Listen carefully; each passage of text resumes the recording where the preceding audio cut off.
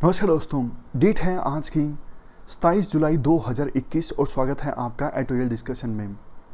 आज 3 इश्यूज हम डिस्कस करेंगे। सबसे पहले इमिग्रेशन बिल 2021, पीआरएस से जो इम्पोर्टेंट प्रोविजंस हैं इस बिल के वो हम उठाएंगे, क्योंकि इस बिल में सिर्फ क्रिटिसिज्म है, प्रोविजंस नहीं है। दूसरा, अफ़गानिस्तान से संबंधित काफ़ी सारे आर्टिकल्स आप पढ़ चुके हो, डिस्कस कर चुके हो, अभी तक तो बोर भी हो गए होंगे, लेकिन देखो 2-3 जो नए पॉइंट्स हैं वो हम इस आर्टिकल से अलग करके डिस्कस करेंगे। और तीसरा, कल का एक आर्टिकल जो हमारा बाकी है वो हम डिस्कस करेंगे फूड सिक्योरिटी से संबंधित। ये आपको क्वेश्चन अटेम्प्ट करना है इमिग्रेशन बिल से संबंधित। Discuss the important provisions of draft immigration bill 2021, कैसे ये बिल इंडियन एमिग्रेंट्स की एक्सप्लोटेशन को स्टॉप करेगा, रोकेगा। 250 वर्ड्स में आपको इस क्वेश्चन का आंसर देना है। डिस्कशन स्टार्ट करें उससे पहले एक छोटा सा पॉइंट। देखो, आप में से बहुत से लोगों के साथ ऐसा होता है कि एग्जाम से पहले स्कोर मॉक में बहुत अच्छा रहता है, 130, 135, 120, कंसिस्टेंटली अच्छा स्कोर एग्जाम से पहले मॉक में। लेकिन एग्जाम वाले दिन पता नहीं क्या हो जाता है, थोड़ी सी नर्वसनेस आ जाती है, माइंड ब्लैंक हो जाता है और उस दिन परफॉर्मेंस बढ़ने के बजाय गिर जाती है, जिसका दुख पूरा साल रहता है कि तैयारी इतनी अच्छी थी फिर भी एग्जाम वाला डे खराब निकला। ऐसा ही कुछ हुआ मनु भाकर के साथ। मिक्स्ड इवेंट में सौरभ चौधरी और मनु भाकर ये दोनों एक साथ खेल रहे थे। मनु भाकर का स्कोर आप देखोगे तो है 92, 94, काफ़ी कम है। पूरा स्कोर आप देख लीजिए, काफ़ी कम है। इससे पहले भी एक जो इंडिविजुअल इवेंट थी, उस इवेंट में मनु भाकर की पिस्टल खराब हो गई थी, काफ़ी टाइम चला गया था, जिस वजह से वो मेडल नहीं जीत पाई थी। अदरवाइज मनु भाकर उसी यूपीएससी एस्पायरेंट की तरह हैं जो कंसिस्टेंटली अच्छा परफॉर्म कर रही थी। पास्ट में इन्होंने वर्ल्ड शूटिंग चैंपियनशिप जीती है और इंडिया का जो कंटिजेंट गया है ना, मेडल की सबसे ज़्यादा स्ट्रॉन्ग कंटेंडर्स में से एक थी मनु भाकर। लेकिन इस इवेंट के बाद उनसे पूछा गया तो उन्होंने जवाब दिया कि मैं बहुत ज़्यादा प्रेशर ले गई, I was desperate to win the medal. इसी चक्कर में गलतियां हुई और स्कोर इतना ज़्यादा खराब आया। जबकि सौरभ चौधरी से पूछा गया तो उन्होंने आंसर दिया, मैं किसी इवेंट को बड़ा या छोटा नहीं मानता, मैं सिर्फ ये देखता हूँ कि मेरे पास गन है, टारगेट लगाना है, अपना मैक्सिमम देना है, बस मुझे यही चाहिए। आप सौरभ चौधरी के एक्सप्रेशंस देखोगे ना इवेंट में, बिल्कुल इमोशनलेस। स्कोर अच्छा रहा तो भी इमोशनलेस, स्कोर खराब रहा तो भी इमोशनलेस। देखो, बस यही क्वालिटी हमें अडॉप्ट करने की आवश्यकता है। कोई भी बड़ी इवेंट हो, अपनी नर्व्स को कंट्रोल में रखो। हमारे पास पेन है, पेपर है और पास्ट में जो सीखा है बस उसकी सहायता से मैक्सिमम स्कोर अचीव करना है, इससे ज़्यादा और कुछ नहीं। अब चलिए डिस्कशन स्टार्ट करते हैं। First important article immigration bill 2021 से संबंधित है। आप जीएस पेपर 2 के इस टॉपिक से आर्टिकल को कनेक्ट कर सकते हो। ये सारे एस्पेक्ट्स हम कवर करेंगे इस आर्टिकल के डिस्कशन में। सबसे पहले आप एक बात बताइए, इमिग्रेशन का मतलब क्या होता है? इमिग्रेशन जिसे आउट माइग्रेशन भी कहा जाता है। जब देखो कोई देश, फॉर एग्जांपल कोई इंडिया को छोड़ के किसी दूसरे देश में चला जाता है रहने के लिए, पर्पज़ कोई भी हो सकता है। जैसे गल्फ़ कंट्रीज़ में बहुत से भारतीय जाते हैं काम करने के लिए, बहुत से इंडियन कनाडा में, वेस्टर्न कंट्रीज़ में जाके बस जाते हैं क्योंकि वहाँ पे उनको लगता है स्टैंडर्ड ऑफ लिविंग जो है लाइफ का वो अच्छा है। तो पर्पज़ कोई भी हो सकता है, लेकिन डेफिनेशन यही है, जब कोई सिटीजन अपने देश को छोड़कर दूसरे देश में रहने के लिए चला जाता है तो वो है इमिग्रेशन, जिसे आउट माइग्रेशन भी कहा जाता है। इंडिया को तो देखो इमिग्रेशन के मामले में एक लंबा इतिहास रहा है।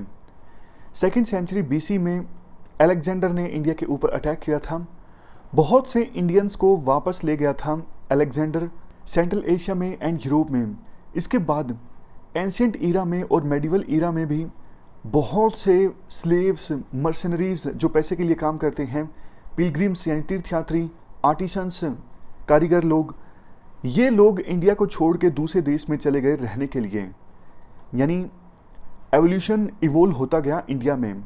जब देखो ब्रिटिशर्स हमारे देश में आ गए तो वो भी बहुत सारे भारतीयों को स्लेव की फॉर्म में लेकर गए श्रीलंका में, साउथ अफ्रीका में। और आज़ादी के बाद भी हमारे देश से बहुत से लोग गए, खास करके वेस्टर्न कंट्रीज़ में और गल्फ कंट्रीज़ में काम करने के लिए।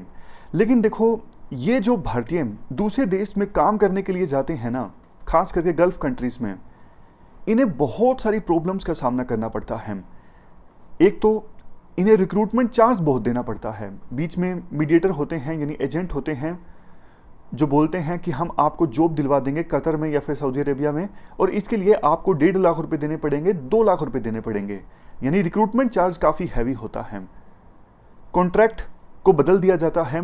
पहले जो कॉन्ट्रैक्ट होता है रिक्रूटमेंट से पहले, उसको बदल दिया जाता है एक बार जॉब ज्वाइन करने के बाद। धोखा मिलता है काफ़ी बार, यानी बोला यह गया था कि आपको ये काम करना है, लेकिन वहाँ पे पहुँच के कुछ दूसरा काम करवाया जाता है। पासपोर्ट रख लिए जाते हैं ताकि वो भारतीय वापस इंडिया ना आ सके और उसे मजबूरी में काम करना पड़े। पेमेंट कम दी जाती है, लिविंग कंडीशंस काफ़ी ख़राब होती है, काफ़ी डिस्क्रिमिनेशन होता है as comparison to local workers. जब देखो कई वर्कर्स ये सारी सिचुएशन फेस करते हैं तो उनको हार्ट अटैक आ जाता है, रिस्पायरेटरी फेलियर हो जाता है, इसलिए उनकी डेथ भी हो जाती है। पिछले कुछ महीनों में मीडिया रिपोर्ट्स ने हाईलाइट किया है, गल्फ कंट्रीज़ में और वेस्ट एशिया में ज़्यादातर भारतीयों की जो डेथ हुई है उनका रीज़न है हार्ट अटैक और रिस्पायरेटरी फेलियर। इसके बाद आर्टिकल में कहा जाता है, देखो ऐसा नहीं है कि इमिग्रेशन से संबंधित इश्यूज़ को एड्रेस करने के लिए सरकार कुछ कर नहीं रही है। पास्ट में एक्ट आए हैं, जैसे 1983 का इमिग्रेशन एक्ट। ये एक्ट आया था इंडियन माइग्रेंट्स के राइट्स को प्रोटेक्ट करने के लिए। देखो, जो ये माइग्रेंट वर्कर दूसरे देशों में काम करने के लिए जाते हैं, ज़्यादातर सेमी स्किल्ड होते हैं या फिर अनस्किल्ड होते हैं। वेस्टर्न कंट्रीज़ में जैसे यूएसए, कनाडा, यहाँ पर जो लोग काम करने के लिए जाते हैं, ये खास करके सर्विस इंडस्ट्री में काम करने के लिए जाते हैं। ये तो देखो स्किल्ड होते हैं। लेकिन जो गल्फ कंट्रीज़ में काम करने के लिए जाते हैं, ये ज़्यादातर या तो अनस्किल्ड होते हैं या फिर सेमी स्किल्ड होते हैं। तो इमिग्रेशन एक्ट 1983 एक मैकेनिज्म इस्टेब्लिश करता है ताकि कोई भी इंडिविजुअल, पब्लिक एजेंसी या फिर प्राइवेट एजेंसी किसी इंडियन को रिक्रूट करना चाहती है ताकि वो काम करने के लिए जा सके दूसरे देश में, तो इसके लिए ऐसा कोई काम करने के लिए गवर्नमेंट की सर्टिफिकेशन लेना जरूरी है। यानी गवर्नमेंट सर्टिफाइड जो रिक्रूटिंग एजेंट्स हैं वही रिक्रूटमेंट कर सकते हैं इंडियंस की दूसरे देश में जाकर काम करने के लिए। 1983 का ये एक्ट बताता है कि ऐसे जो मीडिएटर होंगे, एजेंट्स जो रिक्रूटमेंट करेंगे एम्प्लॉयर के लिए, एम्प्लॉयर कहाँ होंगे? दूसरे देशों में, फॉर एग्जांपल सऊदी अरेबिया में। तो ये एजेंट्स पहले एम्प्लॉयर की छानबीन करेंगे कि जिस एम्प्लॉयर के लिए वो रिक्रूटमेंट कर रहे हैं, क्या वास्तव में वो एम्प्लॉयर ठीक भी है या फिर फर्जी है। कल को देखो किसी इंडियन को रिक्रूट करके भेज दिया सऊदी अरेबिया में, बाद में पता लगा एम्प्लॉयर तो फर्जी था, फिर किसकी जिम्मेदारी तय होगी? जो एजेंट था जिसने रिक्रूटमेंट की, उसकी भी तो जिम्मेदारी तय होनी चाहिए ना। उसके बाद सर्विस फीस, मतलब जॉब दिलवाने के नाम पे जो फीस वसूली जाती है, उस पर कैप लगाया गया है इस एक्ट में। और 18 देशों में जब कोई भारतीय जाता है काम करने के लिए, तो जाने से पहले सरकार उनके वर्क, ट्रैवल और एम्प्लॉयमेंट डॉक्यूमेंट्स की छानबीन करती है। ये 18 देश ज़्यादातर वेस्ट एशियन कंट्रीज़ और साउथ ईस्ट एशियन कंट्रीज़ हैं। तो ये हमने बात की 1983 के एक्ट की। कहीं ना कहीं देखो ये एक्ट सफिशिएंट नहीं था एमिग्रेंट्स से संबंधित इश्यूज़ को एड्रेस करने के लिए। तो काफ़ी समय से एक बिल सरकार लाने की बात बोल रही है कि नया बिल लाया जाएगा इस एक्ट को अमेंड करने के लिए, ताकि इमिग्रेशन से संबंधित जो करंट इश्यूज़ हैं उनको एड्रेस किया जा सके। तो कुछ दिन पहले की ये बात है, सरकार ने इमिग्रेशन बिल 2021 का ड्राफ्ट जनता के सामने रखा है। जनता से कमेंट्स मांगे हैं कि भैया आप भी कमेंट्स दे दो ताकि हम एक बढ़िया सा बिल पास करवा सके इमिग्रेशन से संबंधित। तो ये बिल जो है 2021 का इमिग्रेशन वाला, इसमें जो प्रोविजंस हैं उनके बारे में जान लेते हैं। एम क्या है? एम ये है, वो भारतीय जो एम्प्लॉयमेंट के लिए दूसरे देशों में काम करने के लिए जाते हैं, उनके लिए एक रेगुलेटरी मैकेनिज्म प्रोवाइड करना ताकि उनकी वेलफेयर को सुनिश्चित किया जा सके। ये एम है। डेफिनेशन क्या है एमिग्रेंट की? वो इंडियन सिटीजन्स या तो दूसरे देश में जा चुके हैं एम्प्लॉयमेंट के लिए या फिर जाना चाहते हैं। देखो बिल में प्रोविज़न किया गया है दो अथॉरिटीज़ इस्टेब्लिश किए जाएंगी। एक तो bureau of immigration policy and planning यानी BEPP और दूसरा ब्यूरो ऑफ इमिग्रेशन एडमिनिस्ट्रेशन यानी BEA। बात करें पहले bureau of immigration policy and planning की, इसमें चीफ ऑफ इमिग्रेशन पॉलिसी होंगे और दूसरे ऑफिसर्स होंगे। फंक्शन ये होगा इस बॉडी के, एक तो एमिग्रेंट्स की वेलफेयर से संबंधित जो मामले हैं उन पर पॉलिसीज़ प्रिपेयर करना, दूसरा जो डेस्टिनेशन कंट्रीज़ हैं जहाँ पे एमिग्रेंट्स काम करने के लिए जाते हैं उन कंट्रीज़ के साथ में लेबर और सोशल सिक्योरिटी अरेंजमेंट्स संबंधित एग्रीमेंट को नेगोशिएट करना। जैसे UAE में जा रहे हैं तो UAE के साथ में एग्रीमेंट साइन करना, नेगोशिएट करना कि भैया इंडियन वर्कर्स का आप इस प्रकार से ख्याल रखोगे। इसके बाद नेक्स्ट है BEA यानी ब्यूरो ऑफ इमिग्रेशन एडमिनिस्ट्रेशन। इसमें चीफ इमिग्रेशन ऑफिसर होंगे और दूसरे ऑफिसर्स होंगे। इस बॉडी का फंक्शन क्या होगा? इंडियन एमिग्रेंट्स से संबंधित डेटाबेस मेंटेन करना। कौन से भारतीय, कितने भारतीय किस देश में काम करने के लिए गए हैं, किस पर्पज से, कौन सी जॉब के लिए, सारा डेटाबेस मेंटेन किया जाएगा इस BEA बॉडी के द्वारा। इसके अलावा एमिग्रेंट्स की वेलफेयर के लिए जो भी प्रोग्राम या फिर मेजर्स होंगे उनको इम्प्लीमेंट करना। इस बिल में देखो प्रोविजन ये भी किया गया है, स्टेट्स में और यूनियन टेरिटरीज में नोडल कमेटीज इस्टेब्लिश की जाएंगी। वेरियस स्टेट्स में और यूनियन टेरिटरीज में जो ये नोडल कमेटीज इस्टेब्लिश की जाएंगी, इनका काम ये होगा वो पर्सन्स जो ट्रैफिकिंग में इन्वॉल्व हैं, मतलब धोखा देकर ले जाते हैं यहाँ से और वहाँ पर उनको बेच दिया जाता है या फिर उनसे काम करवाया जाता है, उनको बंदी बना लिया जाता है, ऐसे लोगों के खिलाफ मुकदमा चलाने के लिए एक्शन लेना। उसके बाद जब कोई जाता है एमिग्रेंट इंडिया से, उसको पहले ओरिएंटेशन प्रोग्राम देना कि भैया आपके साथ ये हो सकता है, इन चीज़ों का ध्यान रखना, पासपोर्ट किसी को देना मत, संभल के रहना।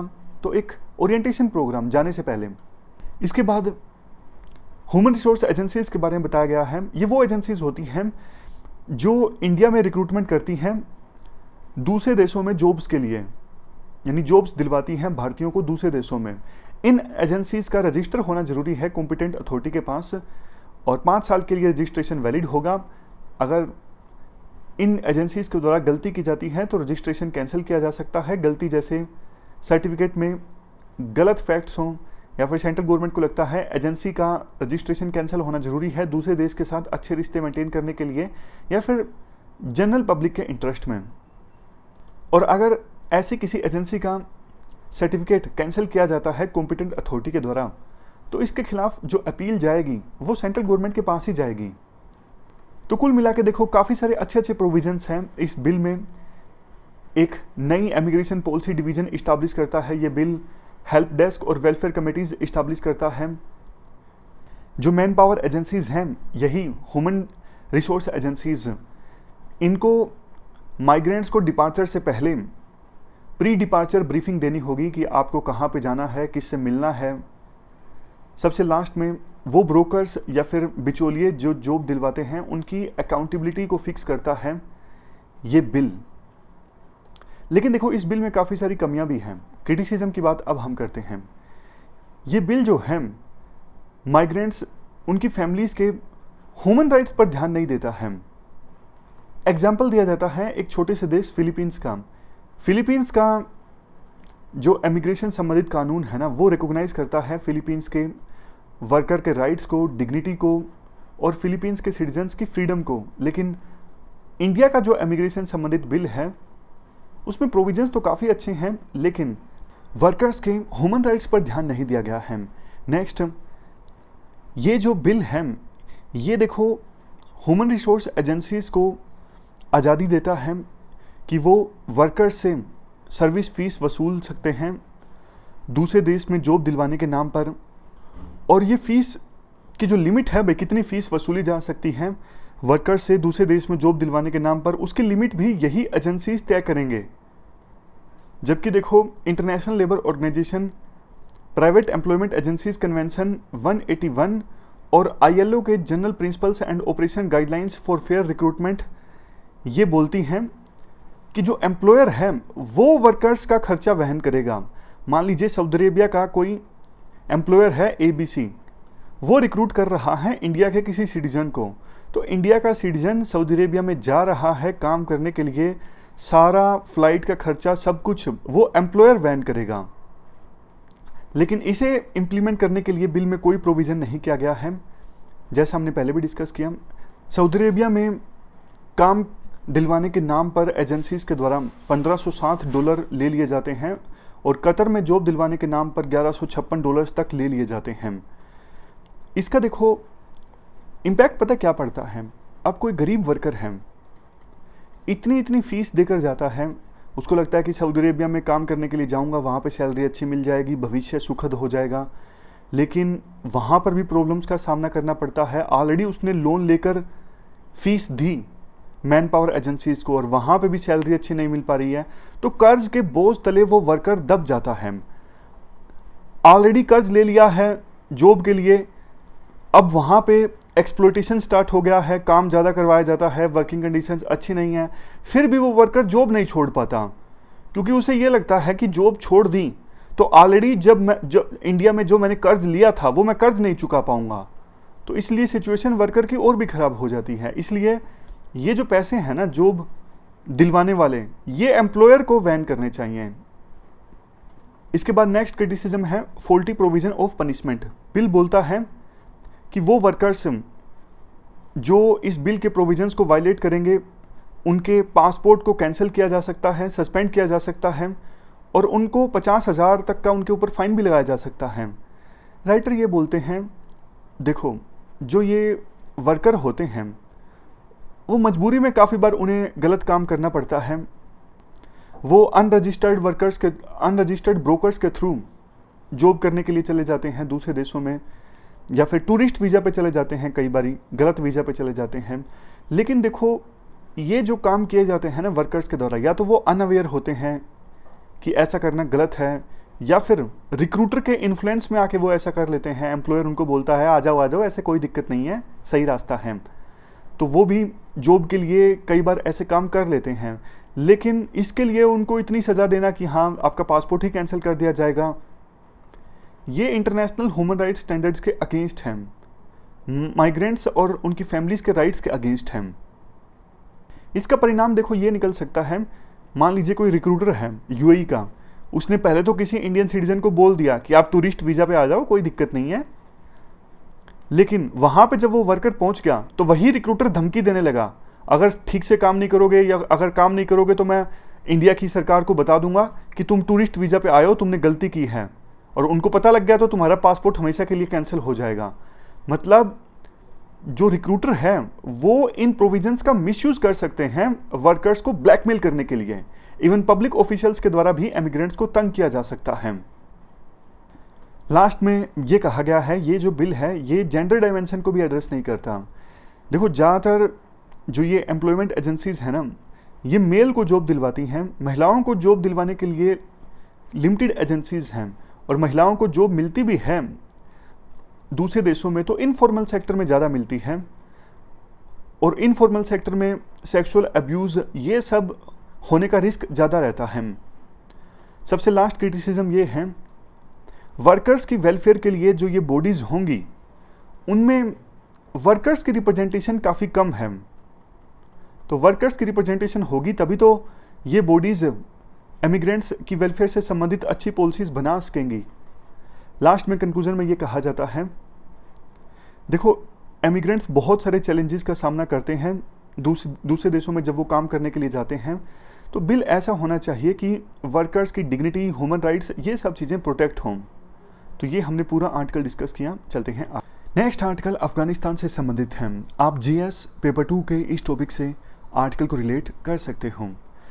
देखो कंटेक्स्ट आपको अच्छी तरह से पता है, बैकग्राउंड भी आपको पता है कि यूएसए 31 अगस्त से पहले अफ़गानिस्तान छोड़ के जा रहा है। वहाँ पे सिचुएशन काफ़ी ख़राब है। इवन जो कंधार शहर है अफ़गानिस्तान का, उसके 20 किलोमीटर नज़दीक तक तालिबान के लोग आ चुके हैं। ऑलमोस्ट 90% बॉर्डर पर तालिबान का कब्जा है। सिचुएशन आने वाले दिनों में ख़राब होने वाली है। तो क्या लेसन्स इंडिया को सीखने चाहिए? क्या इंडिया के पास अभी ऑप्शंस हैं?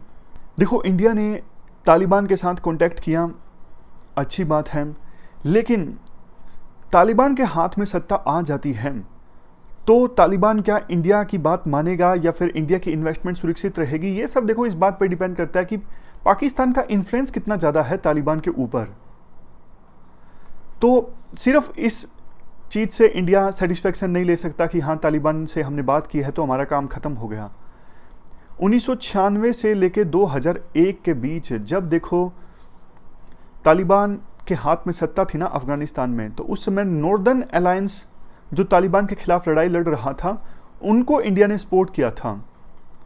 नॉर्दर्न अलायंस को इंडिया ने ट्रेनिंग प्रोवाइड की, हथियार प्रोवाइड किए, क्योंकि मकसद दोनों का सेम था। इंडिया का भी मतलब इंडिया भी चाहता था कि तालिबान के हाथ से सत्ता निकल जाए और नॉर्दर्न अलायंस तो तालिबान को हटाना ही चाहता था। वैसे देखो 1947 के बाद से ही इंडिया के रिलेशंस हमेशा से अफगानिस्तान के साथ अच्छे रहे हैं। बस इस छोटे से पीरियड को छोड़ दिया जाए जब तालिबान का रूल था, तो इंडिया के लिए सबसे खराब चीज़ तो यही है कि तालिबान का रूल आ जाए अफगानिस्तान में। इससे खराब इंडिया के लिए कुछ नहीं हो सकता। तो इंडिया को करना क्या चाहिए? सबसे पहले इंडिया को देखो लाइक माइंडेड कंट्रीज़ के साथ मिलकर काम करना चाहिए। 3 लाइक माइंडेड कंट्री हैं जिनकी सोच इंडिया के साथ मिलती हैं, चाइना, रशिया और ईरान। ये 3 देश भी नहीं चाहते कि तालिबान के हाथ में फुल सत्ता आ जाए, क्योंकि देखो चाइना का आपको पता है जिंगजियांग रीजन के साथ अफगानिस्तान की सीमा मिलती है। अगर तालिबान आता है तो चाइना में भी जो रेडिकल इस्लाम है वो जड़ें जमा सकता है। ऑलरेडी रेस्टिव रीजन है जिंगजियांग का रीजन। रशिया, ये जो सेंट्रल एशिया के कंट्रीज़ हैं ना, तजाकिस्तान, किर्गिस्तान, उज्बेकिस्तान, ये पहले यूएसएसआर का पार्ट हुआ करते थे रशिया के साथ। तो रशिया कतई नहीं चाहेगा कि अफगानिस्तान में तालिबान जब आएगा तो वो तालिबान यही चीज़ जो रेडिकल इस्लाम है उसको फैलाने की कोशिश करेगा सेंट्रल एशियन कंट्रीज़ में। ये रशिया कभी नहीं चाहेगा। सेंट्रल एशियन कंट्रीज़ में अगर इंस्टेबिलिटी आती है तो ये रशिया के हितों के अगेंस्ट है। इवन चेचन्या रीजन में भी इंस्टेबिलिटी आ सकती है अफगानिस्तान में तालिबान के आने की वजह से। तीसरा, ईरान। ईरान का भी आपको पता है शिया कंट्री है और तालिबान जो है वो सुन्नी मूवमेंट है, और जब जब तालिबान सत्ता में आता है माइनॉरिटीज़ पे अत्याचार होता है। तो ईरान भी नहीं चाहेगा कि फुल सत्ता तालिबान के हाथ में आए। तो जाहिर तौर पर ये तीनों के तीनों जो देश हैं कुछ कर रहे होंगे, कुछ करना चाहते होंगे, तो इंडिया को इन देशों के साथ मिलकर काम करना चाहिए। और इसके साथ साथ तालिबान के साथ हम कॉन्टैक्ट्स थोड़े और मजबूत करें। मतलब वैसे देखो मेन जो हमारा इंटरेस्ट है ना वो इसी में है कि तालिबान किसी भी कीमत पे सत्ता में ना आ पाए, और इसके लिए अफ़गान गवर्नमेंट को अगर हमें सपोर्ट करना पड़ता है तो हम सपोर्ट करेंगे। उनको इक्विपमेंट्स जितने हम दे सकते हैं देंगे। अफ़गान फोर्सेस के सोल्जर्स को, ऑफिसर्स को जितनी ट्रेनिंग हम दे सकते हैं हम देंगे। ये तो सबसे पहली प्रायोरिटी होनी चाहिए। लेकिन देखो प्लान बी भी रेडी होना चाहिए। प्लान बी ये है कि कल को अगर पूरी सत्ता तालिबान के हाथ में आ जाती है तो 96 की तरह नहीं कि कोई भी कॉन्टैक्ट नहीं है तालिबान के साथ में, कुछ कॉन्टैक्ट होना चाहिए। इसके लिए हम रशिया का सहारा ले सकते हैं। रशिया ने पिछले कुछ महीनों में तालिबान के लीडर्स के साथ काफ़ी कॉन्टैक्ट्स इस्टेब्लिश किए हैं, तो उनके लिंक्स हैं तालिबान के लीडर्स के साथ, हम उनका सहारा ले सकते हैं। या फिर और कोई भी देश जिसका तालिबान के साथ लिंक है उनका सहारा हम ले सकते हैं, ताकि कम्युनिकेशन चैनल्स तालिबान के साथ ओपन रहने चाहिए। ये प्लान बी होना चाहिए। वैसे देखो और जितने भी स्टेक होल्डर्स हैं अफ़गानिस्तान में, चाहे वारलॉर्ड हों या फिर वो ग्रुप्स जो अभी तालिबान के अगेंस्ट लड़ रहे हैं, हमारी उनके साथ में कम्युनिकेशन ओपन रहना चाहिए। सिचुएशन काफ़ी ज़्यादा देखो वोलेटाइल होने वाली है अफ़गानिस्तान में, तो डिप्लोमेसी ऐसी सिचुएशन में पूरी फास्ट होनी चाहिए। बात रही यूएस की, देखो यूएस तो अफ़गानिस्तान को छोड़ के अब जा रहा है। यूएसए को लगता है कि अब हारे हुए वार पर कब तक एनर्जी इन्वेस्ट करेंगे, चाइना से लड़ते हैं, चाइना हमको रिप्लेस करके सुपर पावर बनना चाहता है। और चाइना से लड़ने का यूएसए का एक मेन प्लान है क्वाड डेमोक्रेटिक कंट्रीज़ को एक साथ लाता है। बट देखो क्या सिग्नल जाएगा इंडिया में, क्वाड में इंडिया भी है। यूएसए को लगता है कि इंडिया का इस्तेमाल करके चाइना को कंटेन किया जा सकता है, और इंडिया के फिलहाल लद्दाख में टेंशंस भी हैं चाइना के साथ में।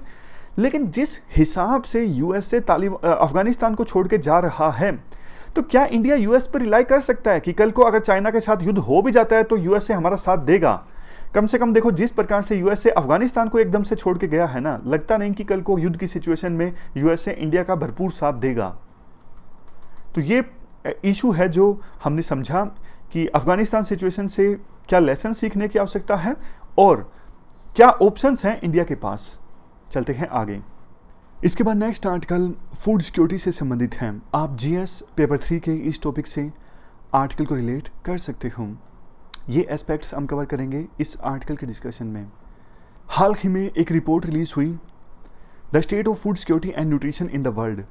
ये देखो एक मल्टी एजेंसी रिपोर्ट है, यानी काफ़ी सारी एजेंसीज ने मिलकर ये रिपोर्ट रिलीज़ की है, जैसे FAO, world food programme, united nations children fund, international fund for agriculture development और इसके बाद WHO। इन सब एजेंसीज ने मिलकर ये रिपोर्ट जारी की है, जिसमें कहा गया है कि पूरे वर्ल्ड में 1/10 पॉपुलेशन यानी 81.1 करोड़ जो पॉपुलेशन है वो अंडर नरिश्ड है।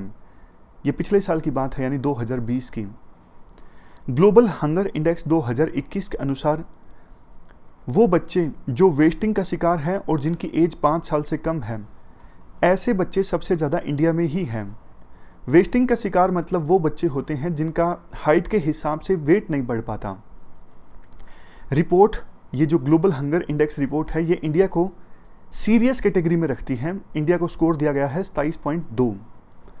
वैसे देखो फूड प्रोडक्शन के मामले में तो इंडिया ने काफ़ी कुछ अचीव किया है पिछले कुछ सालों में। आप 2021 की बात कीजिए, 2021 में इंडिया ने 1.98 करोड़ टन राइस और वीट एक्सपोर्ट किया। अभी तो चल ही रहा है 2021 का फाइनेंशियल ईयर। 2020 में 30 करोड़ टन सीरियल्स हमने प्रोड्यूस किया था और हमारे पास फूड स्टॉक था 10 करोड़ टन का। 2019 में इंडिया ने record food grain production report किया, कितना 296.65 मिलियन टन। तो फूड ग्रेन प्रोडक्शन के मामले में इंडिया ने काफ़ी अच्छा परफॉर्म किया है। लेकिन फिर भी देखो मालन्यूट्रिशन की समस्या हमारे देश में ख़त्म नहीं हो पाई है। सरकार के द्वारा हाल फिलहाल में काफ़ी स्टेप्स लिए गए हैं कोविड-19 की महामारी की सिचुएशन में, जैसे नेशनल फूड सिक्योरिटी एक्ट के जो बेनिफिशरीज हैं उनके लिए इंटाइटलमेंट इंक्रीज़ कर दिया सरकार ने। जैसे प्रधानमंत्री गरीब कल्याण अन्न योजना चलाई गई। इस योजना के तहत नेशनल फूड सिक्योरिटी एक्ट के जो 81.3 करोड़ बेनिफिशरीज हैं ना, उनको एडिशनल, उनका जो ऑलरेडी इंटाइटलमेंट है वो तो है ही, इसके अलावा एडिशनल 5 kg फूड ग्रेन मिलेगा पर पर्सन पर मंथ। इसके अलावा एक महीने में एक फैमिली को 1 किलोग्राम दाल मिलेगी फ्री ऑफ कॉस्ट, और ये 8 महीने तक रहेगा, अप्रैल से लेकर नवंबर 2020 तक। लेकिन इसे सरकार ने एक्सटेंड कर दिया था, सेकेंड वेव भी आ गई तो सरकार ने इसे एक्सटेंड कर दिया था। अब फिलहाल ये इस साल के नवंबर तक एक्सटेंडेड है, चौथे फेज में। आत्मनिर्भर भारत पैकेज के तहत 8 करोड़ जो माइग्रेंट वर्कर्स हैं उनको 5 किलोग्राम फूड ग्रेन दिया जाता है per month free of cost. Next, सरकार ने एनजीओ और सिविल सोसाइटी के लोगों को अलाउ कर दिया है, कुछ एनजीओज और सिविल सोसाइटी के लोग अनाज बांटते हैं ना, तो उनको अलाउ कर दिया है कि वो फूड कॉर्पोरेशन ऑफ इंडिया से डायरेक्टली अनाज ले सकते हैं सब्सिडाइज्ड रेट पर, क्योंकि ये मदद करने के लिए ले रहे हैं, इसलिए वो डायरेक्टली FCI से ले सकते हैं सब्सिडाइज्ड रेट पर। अब जिन रेट्स पर FCI स्टेट्स को देता है उसी रेट पर इन एनजीओज और सिविल सोसाइटी ऑर्गेनाइजेशंस को दे देगा, और ये एनजीओज मदद करेंगे गरीब लोगों की जिनको अनाज चाहिए। इसके बाद राइटर कुछ सजेशन देते हैं। देखो, अगर हमें पूरी तरह से भुखमरी और मालन्यूट्रिशन को ख़त्म करना है तो सबसे पहले तो आप one nation one ration card scheme को जल्द से जल्द इंप्लीमेंट करो। ये गेम चेंजर साबित होगी। हमने बड़े बड़े आर्टिकल इस इशू पर डिस्कस किए हैं। दूसरा, क्लाइमेट चेंज काफ़ी तेज़ी से हो रहा है। क्लाइमेट चेंज की वजह से एग्रीकल्चर और फूड सिक्योरिटी प्रभावित होगी, तो आप ऐसे ऐसे बीज डेवलप करो, सीड्स डेवलप करो कि बारिश, सूखा, इन सब का ज़्यादा असर ना हो। क्रॉप्स की नई नई वैरायटीज़ आप डेवलप करो, एफिशिएंट इरिगेशन सिस्टम आप डेवलप करो, ताकि वेदर अगर ऊपर नीचे हो भी तो भी फूड सिक्योरिटी रेजिलिएंट होनी चाहिए, फूड सिक्योरिटी पर असर ना हो, इसके लिए आप तैयार रहो पहले से। इसके बाद नेक्स्ट है फूड वेस्टेज को कम से कम करना। काफ़ी फूड देखो वेस्ट हो जाता है हमारे देश में। इवन फसल की जब कटाई होती है उसके बाद कोल्ड स्टोरेज की व्यवस्था ना मिल पाने की वजह से काफ़ी सारे फसलों को ठंडा करके रखना ज़रूरी होता है, अदरवाइज़ वो जल्दी ख़राब हो जाती हैं। लेकिन कोल्ड स्टोरेज की व्यवस्था ना होने की वजह से काफ़ी फूड वेस्ट हो जाता है। तो देखो दोहरा नुकसान होता है, खाना तो वेस्ट हुआ ही, दूसरी तरफ गरीब लोगों को वो खाना मिल जाता तो कितना बढ़िया रहता। तीसरा, जब देखो वो क्रॉप प्रोड्यूस की गई थी तो काफ़ी सारा एमिशन भी तो हुआ था ना, तो कितना नुकसान होता है जब खाना वेस्ट होता है। लास्ट में ये कहा जाता है 2021 का जो ये साल है ये यूनिक अपॉर्चुनिटी प्रोवाइड करता है, विभिन्न देश मिल के काम करें फूड सिक्योरिटी के क्षेत्र में। UN food system summit organise होगा आने वाले दिनों में, the nutrition for growth summit और conference of parties 26 on climate change, ये सब ऑर्गेनाइज होंगे। और अभी वैसे UN decade of action on nutrition चल भी रहा है, आधा बीत चुका है, आधा बाकी है। तो इसलिए इंडिया फूड सिक्योरिटी के मामले में दूसरे देशों से काफ़ी कुछ सीख भी सकता है और एक एग्जाम्पल सेट करके दूसरे देशों को काफ़ी कुछ सिखा भी सकता है। इन शोर देखो ये करने की आवश्यकता है, कोई भी भूखा ना रहे, कोई भी छूटे ना, जिसको ये फूड सिक्योरिटी से संबंधित जो वेलफेयर राइट्स हैं उनका लाभ ना मिले, ऐसा कोई भी पर्सन ना हो, एक भी। तो ये हमने पूरा आर्टिकल डिस्कस किया फूड सिक्योरिटी से संबंधित। ये थी हमारी आज की डिस्कशन। आज हमने 3 इश्यूज़ को डिटेल से डिस्कस किया। Thank you very much for discussion.